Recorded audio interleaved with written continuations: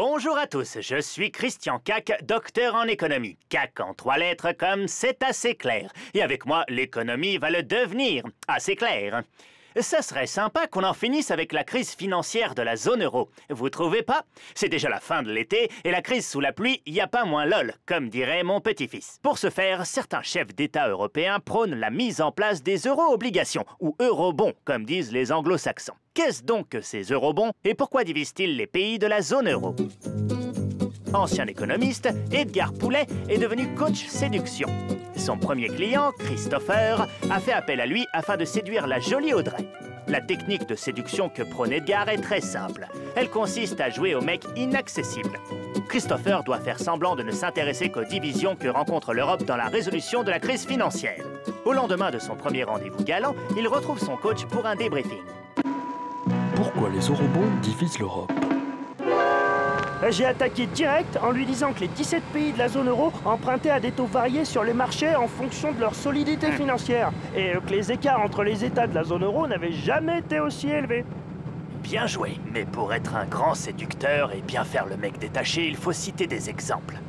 Comme dire que l'Allemagne emprunte à 1,7%, la France à 3% ou l'Espagne et l'Italie à 6%. Ah bah ça je l'ai dit. Et j'ai conclu le tout en lui disant que c'était un cercle vicieux, que c'était comme si on faisait payer ses crédits plus cher à un ménage déjà surendetté. Pour qu'elle tombe définitivement amoureuse de toi, il ne te reste plus qu'à lui faire croire que tu ne t'intéresses absolument pas à elle. Ben comment pourrais-je faire? T'as juste à lui montrer cette photo.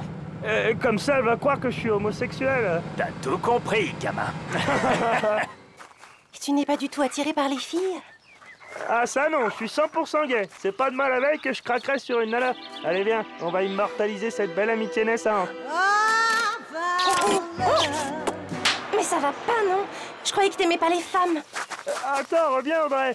Laisse-moi t'expliquer. Tu n'es pas homosexuel, tu t'es moqué de moi. Audrey, enfin, c'est ridicule. Et quand tu disais que les eurobonds étaient des emprunts garantis par tous les États de la zone euro, là aussi tu me mentais?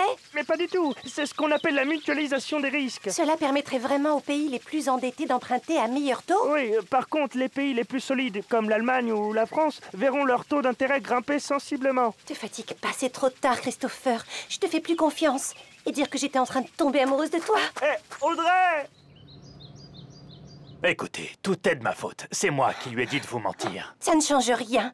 Il ne m'a raconté que des mensonges depuis le début. Tout est faux. Il n'est pas gay. Et l'Europe ne se divise pas sur les eurobonds. Ça, en revanche, il n'y a pas plus vrai. L'Allemagne pense que les pays les plus endettés doivent d'abord s'infliger une cure de rigueur budgétaire avant de mutualiser les emprunts.